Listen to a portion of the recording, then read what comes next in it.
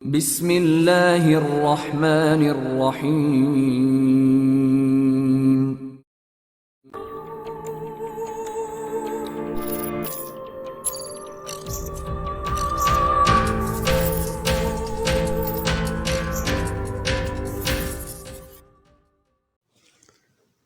السلام علیکم دوستو۔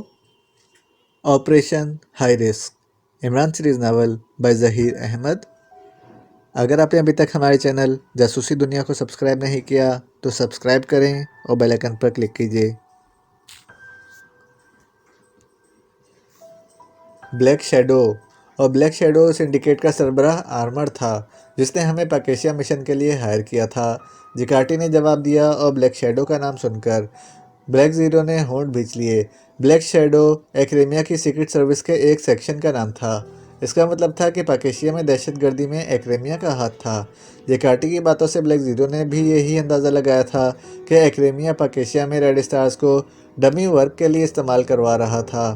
اس کی بے مقصد کارروائیوں کا یہی نتیجہ اخذ کیا جا سکتا تھا کہ ایکریمیا پاکیشیا کے خلاف کسی اور مشن پر کام کر رہا ہے یا کرنے والا ہے۔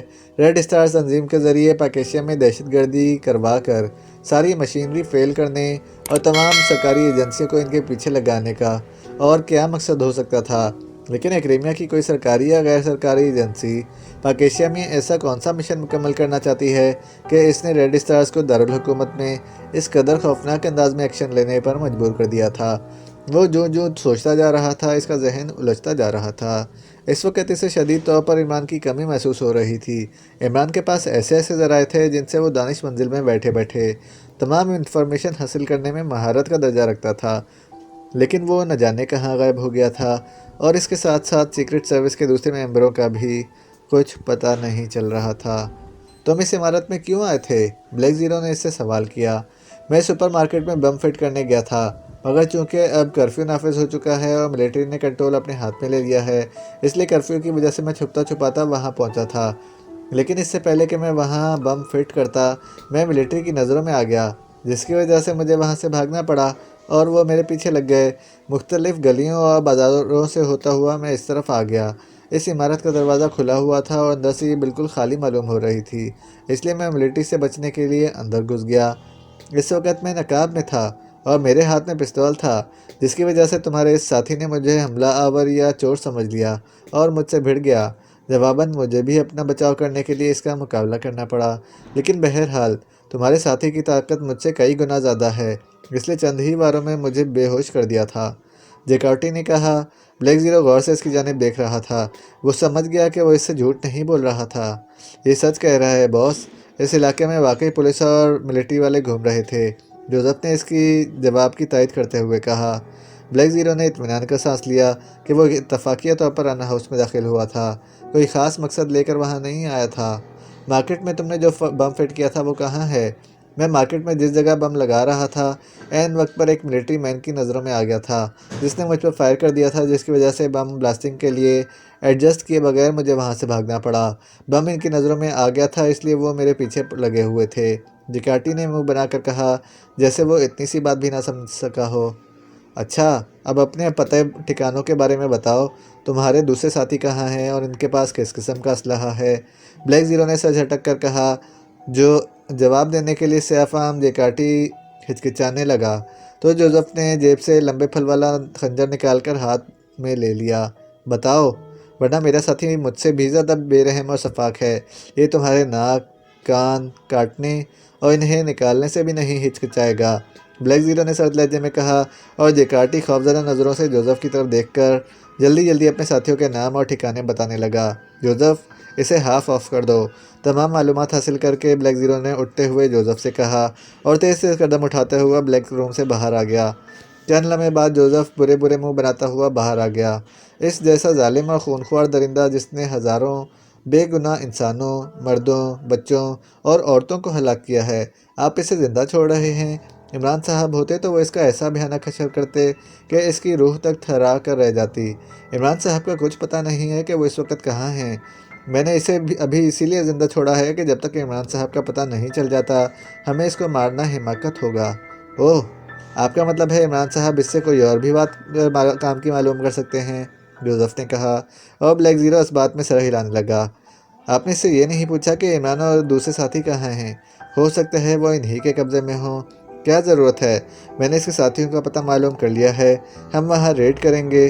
اگر عمران صاحب اور ساتھی ان کے قبضے میں ہوئے تو ہم انہیں وہاں سے چھڑوا لیں گے، بلیک زیرو نے جواب دیا۔ ہم سے آپ کی کیا مراد ہے؟ عمران صاحب اور سیکرٹ سروس کے تمام ممبرز لاپتہ ہیں۔ ہمارا ایک ساتھی اپنے فلیٹ میں بیمار پڑا ہے جو اس وقت میرا ساتھ نہیں دے سکتا، اس طرح اب میرے ساتھ مل کر تم ہی کام کرنا پڑے گا، بلیک زیرو نے کہا اور جوزف نے خوشی سے دانت نکال دیے کیونکہ یہ اس کا پسندیدہ کام تھا۔ عمران جولیا کی شدید زخمی حالت دیکھ کر سیاہ فام کے ہاتھوں مار کھا گیا تھا۔ سیاہ فاموں کے ہاتھوں میں ٹومی گنیں تھیں جن میں سے ایک کا رخ گری ہوئی جولیا کی جانب تھا۔ اگر عمران اپنے بچاؤ کی کوشش کرتا یا سیاہ فام پر جوابی حملہ کرنا چاہتا تو ان سے کوئی بعید نہیں تھا کہ وہ اس پر اور جولیا پر گنوں کے فائر کھول دیتے۔ ایک سیاہ فام نے اپنے ساتھی کو اسے قابو کر کے ستون سے باندھنے کے لیے کہا تھا، لیکن وہ سیاہ فام شاید اپنے دوسرے ساتھیوں کا حشر دیکھ کر زیادہ ہی غصے میں آ گیا تھا۔ اس نے عمران کو قابو کرنے کے بجائے اچانک اس پر مکہ مار دیا تھا اور پھر دوسرا مکہ عمران کی کنپٹی پر پڑا تو وہ گھومتا ہوا نیچے گر گیا، جس پر سیاہ فام نے اس کے سر پر ٹھوکریں مارنا شروع کر دیں۔ اپنے وجود کے مطابق اس نے بوٹ بھی بڑے اور سخت پہن رکھے تھے، جس کی ضربوں سے عمران کو واقعی دن میں تارے نظر آ گئے تھے اور پھر وہ بے ہوش ہو گیا تھا۔ اب اسے جب ہوش آیا تو اس نے خود کو ایک اسٹریچر پر بندھا ہوا پایا۔ وہ ایک چھوٹا سا کمرہ تھا، کمرے میں روشنی ہو رہی تھی اور جس اسٹریچر نما ٹیبل پر عمران پڑا ہوا تھا وہ زمین میں دھسا ہوا تھا۔ عمران کو چمڑے کی بیلٹ سے اس بری طرح سے باندھا گیا تھا کہ وہ معمولی سی حرکت بھی نہیں کر سکتا تھا۔ عمران کی پریشانی پر بھی ایک بیلٹ کسی ہوئی تھی جس کی وجہ سے وہ اپنا سر ہلا کر بھی ادھر ادھر نہیں دیکھ سکتا تھا۔ سیاہ فام شاید اسے بے ہوش کر کے تہہ خانے سے نکل کر اس کمرے میں لے آئے تھے۔ نہ جانے یہ کون سی جگہ تھی اور سیاہ فاموں نے اسے اس طرح یوں کیوں جکڑ رکھا تھا۔ اس نے ٹریگ نامی سیاہ فام کو جس طرح سے اٹھا کر ستون پر مارا تھا، اس سے یقیناً اس کے جسم کی ایک ایک ہڈی ٹوٹ گئی ہوگی، اور دوسرا سیاہ فام شارکی، اسے بھی جولیا نے بری طرح سے زخمی کر دیا تھا۔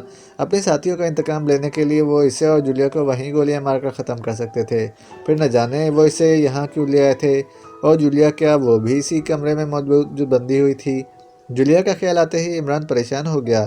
جولیا کے جسم پر بے شمار زخم تھے، زخمی ہونے کے باوجود اس نے جس دلیری سے شارکی اور ٹریگ کا مقابلہ کیا تھا وہ واقعی قابل تحسین تھا۔ اس کے کندھے پر شاید گولی لگی ہوئی تھی کیونکہ وہاں سے مسلسل خون کا اخراج ہو رہا تھا۔ جب دوسرے سیاہ فام وہاں آئے تھے تو جولیا پر شدید نقاہت طاری ہو گئی تھی اور وہ کٹے ہوئے شہتیر کی طرح زمین پر گر گئی تھی۔ نہ جانے وہ اس وقت کہاں اور کس حالت میں ہوگی۔ سیاہ فاموں کے متعلق جس قدر عمران جانتا تھا، اس سے یہ توقع کرنا حماقت ہی تھی کہ انہوں نے جولیا کے زخموں کا علاج کیا ہوگا اور اسے مرہم پٹی کی سہولت بہم پہنچا دی ہوگی۔ عمران نے ہونٹ بھینچ کر اپنے بازوؤں کو حرکت دینے کی کوشش کی مگر کامیاب نہ ہو سکا۔ سیاہ فاموں نے واقعی اسے کچھ سوچ سمجھ کر ہی باندھا تھا۔ عمران کو فیصل بن حیان کی بھی فکر تھی، جس نے اسے پراسرار خط لکھ کر اس بات کا دعویٰ کیا تھا کہ وہ ایکسٹو کی حقیقت سے آشنا ہے۔ گویا یہ بات کسی بھی طرح عمران کے حلق سے نہیں اتر رہی تھی کہ کاران کا ایک معمولی سیکرٹ ایجنٹ اس حقیقت سے واقف ہو سکتا ہے، کیونکہ اس راز کا اس قدر آسانی سے کسی اور تک پہنچ جانا ناممکنات میں سے تھا۔ بہرحال جو کچھ بھی تھا، عمران کے لیے واقعی یہ خطرناک بات تھی کہ کوئی شخص اصل حیثیت سے واقف تھا، اور یہ ملک اور قوم کے ساتھ ساتھ عمران کے مفاد میں بھی بہت نقصان دہ ثابت ہو سکتی تھی۔ عمران ہر قیمت پر اور ہر حال میں فیصل بن حیان تک پہنچنا چاہتا تھا، اسے ختم کرنا بہت ضروری تھا۔ وہ بلیک زیرو کو کارانی ایجنٹ کی رپورٹ حاصل کرنے کے احکامات دے آیا تھا۔ پھر صفدر نے اسے جولیا کے اغوا ہونے اور جولیا کے اغوا میں ریڈ اسٹارز کے ملوث ہونے کا پتہ چلا تو یہ عمران کے لیے نئی پریشانی کھڑی ہو گئی تھی۔ ریڈ اسٹارز اور ان کا مخصوص مارک دیکھ کر عمران حقیقتاً پریشان ہو گیا تھا۔ وہ اس تنظیم اور اس کے کام کرنے کے انداز سے اچھی طرح واقف تھا۔ ریڈ اسٹارز آرگنائزیشن کے کسی بھی ملک میں آمد اس ملک کی بدقسمتی ہی سمجھی جا سکتی تھی۔ وہ انسانوں کے بھیس میں خونخوار بھیڑیے تھے جن کا مقصد ہر طرف تباہی اور بربادی پھیلانے کے اور کچھ نہیں ہوتا تھا۔ عمران کو یہ بھی معلوم تھا کہ اس آرگنائزیشن کے 6 ممبر تھے جو اپنی صفاقی اور بربریت پسندی میں ایک دوسرے سے بڑھ کر تھے۔ 2 کے ساتھ اس نے اور جولیا نے مقابلہ کیا تھا۔ اس کے بعد ان کے 3 اور ساتھی وہاں آگے تھے، البتہ اسے ان کا چھٹا ساتھی نظر نہیں آیا تھا۔ لیکن جب وہ 5 افراد وہاں موجود تھے تو لامحالہ ان کا چھٹا بھی وہیں موجود ہوگا، اور ان سب کا وہیں ہونے کا مطلب تھا کہ اس کے ملک میں کوئی بڑی آفت اور تباہی آنے والی ہے، جس کا تدارک کرنا اس کے لیے بے حد ضروری ہو گیا تھا۔ لیکن وہ اس کمرے میں بندہ ہوا تھا، مجرم نہ جانے کہاں تھے اور کیا کرتے پھر رہے تھے، اور عمران کو یہ بھی معلوم نہیں تھا کہ وہ کب سے اور کتنی دیر سے بے ہوش رہا ہے۔ چمڑے کی بیلٹس عمران کی کلائیوں پر بندھی ہوئی تھیں۔ عمران نے کلائیوں کو حرکت دی تو اس کی لبوں پر مسکراہٹ آ گئی۔ گو کلائیاں سختی سے بندھی ہوئی تھیں، مگر عمران اپنی انگلیوں کے ناخنوں میں چھپے ہوئے بلیڈوں سے ان کو آسانی سے کاٹ سکتا تھا۔ اس نے مٹھی بند کر کے انگلیوں کو ایک جھٹکے سے کھولا تو اس کے ناخنوں میں چھپے ہوئے بلیڈوں کے سرے باہر آ گئے، اور عمران انگلیاں موڑ کر کلائیوں کی بندشیں کاٹنے لگا۔ چند ہی لمحوں میں وہ ایک کلائی کی بیلٹ کاٹنے میں کامیاب ہو گیا۔ ایک ہاتھ کو آزاد کرانے کے بعد اس کے لیے دوسری بیلٹ کھولنا کچھ مشکل نہ تھا۔ وہ چند ہی لمحوں میں اپنے جسم سے تمام بیلٹس اتار کر بیٹھ گیا۔ یہ ایک تنگ کمرہ تھا، کمرے میں اس کے سوا کوئی موجود نہ تھا۔ کمرے کا دروازہ بند تھا۔ عمران اٹھا اور تیزی سے کمرے کے دروازے کی طرف بڑھ گیا۔ دروازہ لاک تھا۔ عمران نے دروازے کی ہول سے جھک کر باہر جھانکا تو باہر اسے ایک طویل راہداری دکھائی دی۔ راہداری بالکل خالی تھی۔ عمران جلدی جلدی سے جیبیں ٹٹولنے لگا، مگر سیاہ فاموں نے اس کی جیبوں سے ہر چیز نکال لی تھی۔ عمران کمرے میں ادھر ادھر تلاشی لینے لگا۔ آخر اسے وہاں اس کی مطلوبہ چیز مل گئی، جو ایک مڑا ہوا تار تھا، جو نہ جانے وہاں کس مقصد کے لیے رکھا گیا تھا۔ بہرحال عمران کے لیے وہ اس وقت کام کی چیز تھی۔ اس نے دانتوں سے تار کا سرا موڑا اور دروازے کے پاس آ گیا۔ مڑی ہوئی تار کا سرا اس نے اس دروازے کی ہول میں ڈال دیا اور اسے مخصوص انداز میں حرکت دینے لگا۔ دوسرے ہی لمحے ہلکی سی کلک کی آواز کے ساتھ لاک کھول گیا۔ عمران نے نہایت آہستگی سے دروازہ کھولا۔ پہلے اس نے باہر جھانکا اور پھر باہر آ گیا۔ راہداری بالکل خالی تھی۔ عمران احتیاط سے آگے بڑھنے لگا۔ راہداری میں دائیں بائیں کمرے تھے۔ ان کمرے کو عمران پہلے بھی دیکھ چکا تھا۔ یہ وہی کوٹھی تھی جس کے تہہ خانے میں سیاہ فام جولیا پر تشدد کر رہے تھے۔ عمران نے ایک کمرے کے دروازے کے ساتھ کان لگا کر اندر سے سنگن لینے کی کوشش کی، مگر اندر بالکل خاموشی چھائی ہوئی تھی۔ عمران نے ہینڈل گھما کر آہستگی سے اندر جھانکا۔ کمرہ بالکل خالی تھا۔ عمران اسی طرح دوسرے کمرے کو دیکھتا ہوا آگے بڑھتا رہا، مگر راہداری میں موجود تمام کمرے خالی تھے۔